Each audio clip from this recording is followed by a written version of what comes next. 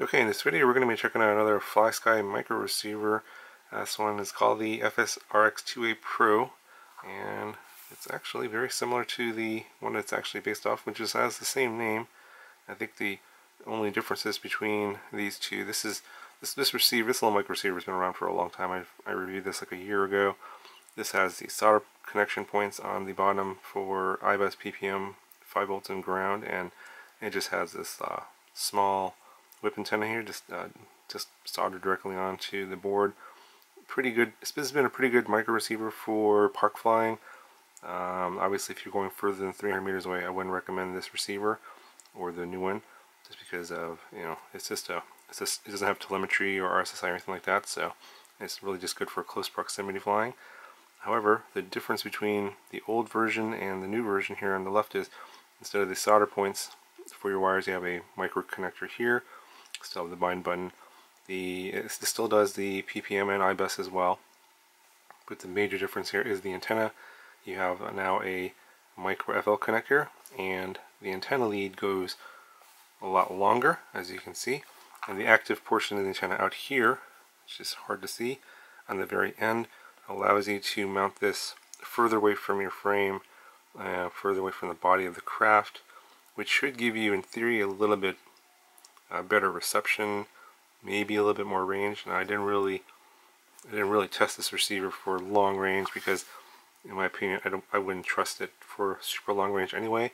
So I basically just flew in the same way that I flew the older receiver, so I want to make sure that the reception was just as good as this one. And if you want a little bit more security with a longer antenna lead to get it away from your craft, then you can use this as an option for buying this receiver instead of the old version.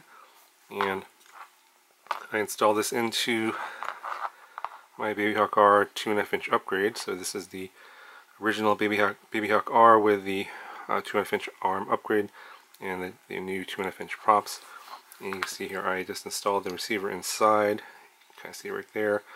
And I heat shrunk the long antenna wire lead to a zip tie that's coming out of this hole in the canopy. And of course the active portion of the antenna is out here. And it's further away from the craft and should give you better reception if this is your goal. I flew it at most of the places I flew this at, or flew the old receiver at, mostly parks, and had no issues with reception or fail-safes with the new version. Seemed just fine. It's just as good as the old version. Now, of the micro receivers, this I think was probably one of the better ones. I did have some issues with the FSA-8S and the FS-82. However, this one here was kind of either it worked out of the box and was great, or I had a couple that were just DOAs out of the box. So I'm not sure why that was the case. Now I've had two of these, and they both seem to be working. But I've had instances where I had the old version of this, where I guess it was a power issue or something like that. It would power up and then for whatever reason it would turn off shortly after you powered it on, and then you couldn't arm it because obviously it would be going, the flight control would think it was in a fail-safe mode. So I've had that happen a couple of times, but I think I have about 10 of these now, and I've only had 2 that failed DOA out of the box. So I just cut that to basically manufacturing QC issues.